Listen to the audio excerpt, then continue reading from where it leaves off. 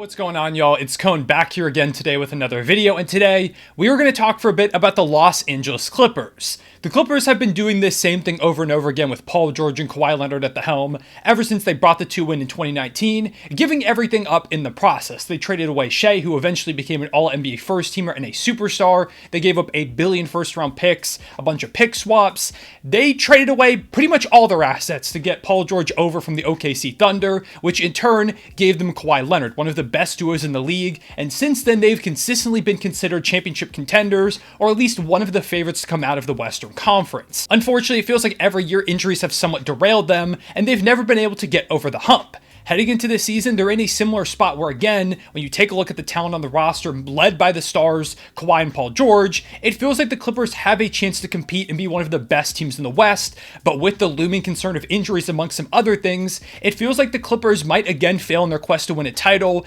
which, if they fail to do so this season in particular, could be catastrophic. When you take a look at the contract situations of a lot of stars on this roster and the way that this team is trending, this may be the last season the Clippers have to try and get this title. If they don't win it all this season, it could be the end, and it could lead to the Clippers going to a spot that would leave them probably towards the bottom of the standings for 4, 5, maybe even more seasons down the line because of that trade they made. This season is one of the most important in franchise history. Let me explain exactly why. First, let's talk about who they have on the roster right now. Of course, Kawhi Leonard is their main star, and last season when he actually played, Kawhi looked incredible in the regular season over his 52 games, not playing a ton of minutes, load managing even midway through some games. Kawhi put up 23.8 points per game, 6.5 boards and 4 dimes, while shooting a really efficient 51% from the field, 41% from 3, and 87% from the line. He was great, knocking down his typical mid-range jumpers, playing high-level defense, hitting threes, being clutch like he typically is. He looked like one of the best players in the league when he was actually out there on the court.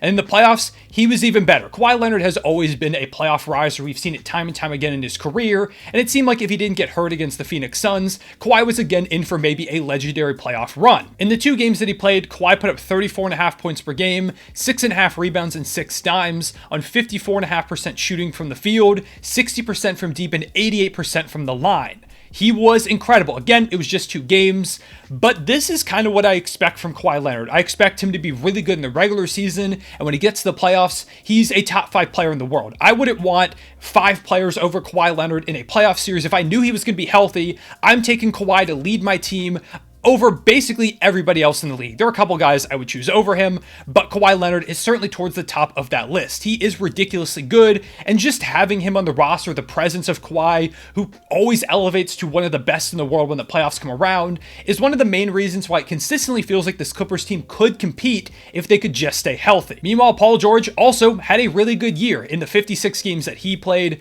PG put up 23.8 points per game, 6.1 boards, 5.1 assists, and 1.5 steals on 45.7% shooting from the field, 37% from deep, and 87.1% from the line. He was really, really good. Now, like Kawhi Leonard, he missed a decent portion of the regular season, and unfortunately, he missed the entirety of the playoffs. He suffered an injury pretty late in the season against the OKC Thunder, which it seemed like he might be able to come back from towards the end of the regular season or against the Phoenix Suns if the series went long enough, but eventually he was completely ruled out, and of course, the Clippers lost in 5 games, so he never got to even potentially return. But I will say last time we saw him in the playoffs, PG was really good. He dispelled a lot of the narratives about him being a playoff choker, being someone that couldn't get it done, because Kawhi Leonard got hurt halfway through the series against the Utah Jazz, and Paul George led that team to a win over the then 1-seeded Jazz, and also helped the Clippers give the Phoenix Suns, who eventually of course won the Western Conference, a really tough 6-game series. Over the course of that full run, PG put up 27 points, 10 boards, and 5.4 assists. He was great, and I'm convinced, again, if he can stay healthy, if Kawhi can, if they can play a full playoff run together, they'll be one of the most unstoppable duos in the league. Also, this past season, the Clippers added Russell Westbrook after he got bought out by the Utah Jazz, of course getting traded there from the Los Angeles Lakers. And people were really down on Russ after his time with the Lakers where he really didn't fit, but when he got to the Clippers, it was clear that he could still play a really high level of basketball. He just needed the right talent around him.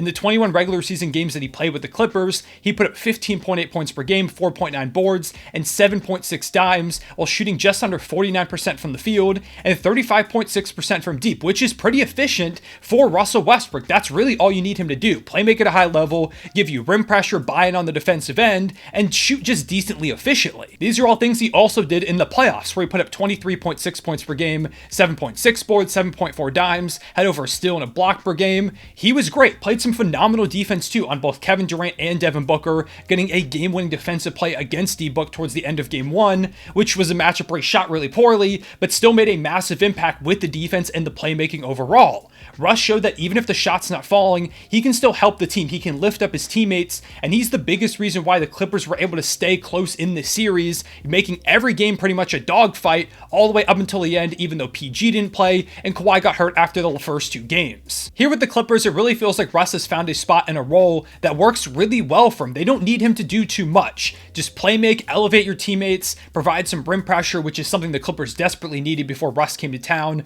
buy in on the defensive end, and you're going to be golden. He's not a perfect fit, but I think it's pretty clear that he can be really effective with the supporting cast. Alongside these 3, they've got a pretty decent supporting cast. Zubac gives them a walking double-double who can also protect the rim pretty solidly, and also has some pretty good chemistry with Kawhi and Paul George, as well as some pretty good developing chemistry with Russell Westbrook from what we saw at the end of the season. Terrence Mann is a great backup 1 who played really well as the starter last year, and I think could also get some closing lineup minutes. Kenyon Martin Jr. is a really fun addition at the wing spot, gives them a bit of youth, and I could see him starting games for this team over the course of the season. I really like what he brings to the table, and I think he's one of the more underrated pickups across the NBA this offseason. Norman Powell is a great bench scorer who gave them a really efficient 17 points per game this past season. Batum, pretty solid last season. Robert Covington gives them some solid wing depth. Mason Plumlee played some good minutes as a backup 5. On paper, it feels like this team can be one of the top teams in the West. If Kawhi and Paul George stay healthy, if Russell Westbrook fits into this role that I think he can, if the role players play at the level that I expect them to, the Clippers are again going to be pretty formidable. So basketball-wise, while the Clippers aren't my favorite to win the championship or anything, I think they could be pretty good. But as always with the Clippers, it feels like there are outside factors that are probably going to derail this team from having the success that they could otherwise. The first thing is their age. This is a really old roster. I didn't do the math on this, but I would be surprised if they're not in the top 5 or even the top oldest roster in the entire league by average age. I mean, you take a look at some of these guys. Russell Westbrook, 34 years old. Nick Batum, 34. Marcus Morris, 33. And he declined heavily this past season. I don't even know if he should really play for them in the upcoming year. Paul George, 32 years old. Mason Plumlee, 32. Robert Covington, 32. Kawhi, 31. Norman Powell, 29. The only real contributors on this roster that aren't near 30 are Terrence Mann, who's 26, Zubac at 25, and Kenyon Martin Jr., who's 22. They also have Bones Highland, who's a lot younger, but I don't know how much run he'll actually get because they've got a bunch of guards over there. So it's a really old roster, and we've seen old teams struggle at times. I mean, we talk about the Lakers a few years ago when they brought Russell Westbrook in for the first season, and they brought in all those old role players like Trevor Ariza, Wayne Ellington, Carmelo Anthony, amongst others. They couldn't keep up defensively. The offense looked bad. A bunch of them declined, leading to them struggling all around. It was just not good. So when I think about an older team like that squad, I see some similarities here. Now, I do think this Clippers team is better constructed, and they're not as old as that Lakers team was, but the age is certainly something I'm a little bit worried about, especially if that leads to decline amongst their roster. Then, of course, there's the injury bug, which always seems to bite this Clippers team at the worst possible times. This is also an issue that's going to be amplified by the age concern that we just talked about. As guys get older, there's more wear and tear in their bodies, they've been dealing with more injuries. It's probably going to continue to stack up, especially with their 2 stars in PG and Kawhi Leonard. If we go all the way back to the first season that they were here in town, that 2019-2020 season, when they played the playoffs in the bubble, that playoff run is still the only time that we've seen Paul George and Kawhi Leonard both healthy for a single run. They have not both been healthy for a run since that first year where they blew that 3-1 lead to the Nuggets. That was one of their best chances to win a title. Since then, they can't seem to stay healthy. At this point, I just really don't ever know if we're going to see the two of them ready to go for a full playoff run. And with how stacked the Western Conference and really the NBA as a whole is right now, if one or both of them miss significant time over the course of a postseason, they're not going to win at all. They just don't have the depth and the talent to overcome some of those other dangerous squads if they're not at full strength. They can load manage over the course of the season, but they've been trying that and it hasn't helped. They've still managed to get hurt. Plus, even if you load manage them throughout the season and you get to the playoffs with them both healthy, that builds inconsistency in your playstyle. We saw that as an issue with the Clippers this past season, when Kawhi and Paul George are both in and out of the lineup. Some other guys were injured too, and the Clippers were middle of the pack offensively and defensively because it felt like they really were never able to build an identity. They weren't able to get their full roster on the court to figure out exactly how they needed to play to best optimize the guys on the roster. So if you're load managing every other night, you're not figuring out, okay, how do I play with Kawhi out there? How do I play with Paul George? How does the whole team play together? How do you ever build an identity and build that chemistry that's going to be needed to make a run against some of the stacked juggernauts in the West? So despite all the talent on this team and how I think it actually works together pretty well, I just don't know if I can actually trust this team. And if they have another disappointing season, that could lead to absolute catastrophe for the franchise, because if you didn't know, both Kawhi and PG have player options at the end of this year on their contracts, which I fully expect both of them to decline. Why would they accept a player option, giving them a one-year deal on way less money than they could go get in the open market, where they could secure at least one more long-term contract as they head into their mid-30s? Both PG and Kawhi, if they enter that open market, which again, I expect that they will, are going to be really heavily sought after. Despite the injuries, they're still two of the best players in this entire league, assuming we don't see some massive regression from one or both of them in this upcoming season. Now sure, the Clippers could re-sign them, and I expect them to really try to, but if they've disappointed again this past season, and that's been the case consistently since they got together, what if one or both these stars walks? What if a team, say a rebuilding squad, or maybe even a near contending squad that just needs one more star, throws them a bag and says, hey, come here, be the missing piece for our team. Hey, come here and help elevate us to the next level. Maybe one or both of them walk away. I wouldn't be surprised whatsoever. And if that happens, it's catastrophic, because theoretically, with Kawhi and PG in town, you can rationalize that if they can just get healthy once, even if it's somewhat unlikely, if they just get healthy once, maybe they go ahead and make a championship run. But if it's just Kawhi, if it's just Paul George, I don't see a route to it happening when it hasn't worked any of these past few seasons. Sure, they can still be good. They could probably put another star next to the remaining guy, but they're not going to be as good as they would have been with that other player. So if one or both of them walk, the Clippers are in a really bad spot. They don't have their draft picks coming up. They won't be able to compete for a championship. They're kind of screwed. So this might be the last chance for them to prove to Kawhi Leonard and Paul George that, hey, we can win with you guys. We can make this thing work. Even if they do re-sign, though, they're still an aging roster that doesn't have a lot of room to improve right now, and Kawhi is going to get older. PG is going to get older. They're going to have to wrap up a lot of money in those two stars. They're still going to be in a pretty bad spot even if they do come back. That's why this year is so important. This is your last chance to maybe make that championship run, or at the very least, try and prove to your two stars that this is the spot that you need to stay in for the rest of your career.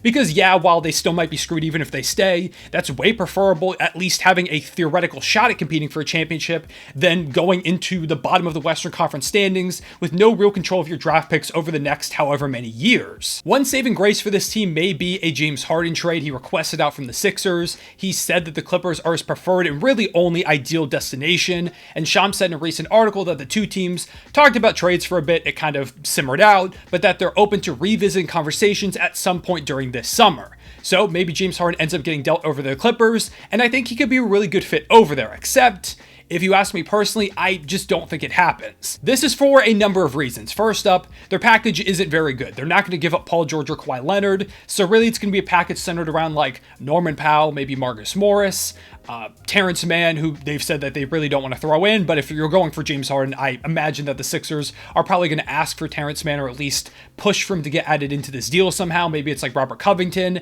It's basically going to be some combination of role players and like a pick or two. That's not a great haul for James Harden when the Sixers are trying to compete for a championship and build a team around Joel Embiid. Now, maybe they're just looking for overall depth to put next to him and Tyrese Maxey, so they go for that deal, but we're talking about Daryl Morey, who basically held Ben Simmons captive, not playing for the Sixers for like 5-6 months while he waited on a trade to materialize to get the best possible value for Ben. I wouldn't be surprised if he does the same thing with Harden. Even if Harden refuses to play for Philly this upcoming season, I think Morey probably just waits it out, because if you're trading Harden, you've got to get a perfect haul to try and either put pieces around Embiid now to help them compete for a championship, or get pieces that you can flip later to bring in another star alongside Embiid and Maxey. This trade is really important for the Sixers. They have to get it right. And I just don't think that Clippers offer is really going to be that enticing at all to Daryl Morey. But there's always the possibility that I'm wrong here. A trade does get done. Maybe a third team comes in to make things work. Let's just say that the trade does get done. I do think James Harden is a good fit on this team. It elevates the squad to another level. A starting lineup of Russ, Harden, Paul George, Kawhi Leonard, and Zubac is great. I like the fit between those guys. Harden adds some spacing, some isolation scoring, some more playmaking like Russ brings to the table. Russ has the rim pressure. Kawhi and Paul George can let those two guys do a little bit more, taking some pressure off of them, maybe helping them not have to load manage as much or avoid injuries. I think it could work, especially if you keep a decent number of depth pieces, despite, again, having to package a bunch of them together to make the James Harden trade work salary-wise. I think this team could be amongst many people's picks to win the NBA Finals. But Harden also emphasizes a lot of the issues that we've talked about in this video. He's aging. He's getting up there towards his mid-30s, and while he still was all-star caliber this past season and led the league in assists, he's been racking up some injuries. He's been visibly declining. His burst isn't quite there anymore. He's getting blocked a lot more at the rim. He had some great games in the playoffs, but there were some nights where he couldn't seem to score at all because the first step was just not there. So Harden is getting older. He's been dealing with injuries, which, like we talked about, are two of the big issues with this team. Plus, he's also an expiring player. So if things don't work out in Los Angeles, Harden could also walk. He hasn't exactly been reliable when staying with franchises over this recent stretch of his career. He left Houston. He left Brooklyn after a couple years. He's trying to leave Philly now. What if he walks again from Los Angeles and you gave up really the very few picks that you have and some role players to bring him in? That's a big time concern for this Clippers team, because now you have the threat of him walking, Russ walking, Kawhi walking, Paul George. If all four of those guys leave, what do you have left on the roster? So basically, there is a ton riding on the line with this season for the Clippers. This year, if they disappoint, it could cost them PG, it could cost them Kawhi Leonard, it could cost them James Harden if they trade for him, it could cost them any chance of competing for a championship between now and pretty far in the future, lacking their future draft picks, lacking capital to bring in other stars alongside one of those guys if the other one leaves. This is an incredibly pivotal moment for the Clippers. If they lose it all, that trade package that they gave up of Shea, all those picks, is going to look like a complete disaster. If they can get over the hump, if they bring in James Harden, say they win a championship, it looks like it was all worth it. This season may decide that entire narrative and may decide what the Clippers look like for the next 4 or 5, maybe even 6 seasons down the line. It's an incredibly important moment in this franchise's history and one that they cannot afford to mess up. With all that being said, I appreciate you watching. Let me know in the comment section down below what you think about this Clippers team, all the situations that I talked about in the video, and do you think a Harden trade will happen? And if it does, what does this team look like going into the season? Also, leave a like and subscribe if you enjoyed. Hit the notification bell. Those things help me out a ton. Comment down below as well some teams that you want to see me make breakdowns on, because I want to try and get through most franchises before I get into the season. It's a long off season ahead of us. I got to go ahead and get y'all some content. But yeah, I appreciate y'all watching. I'll see y'all later. Real one, say it back.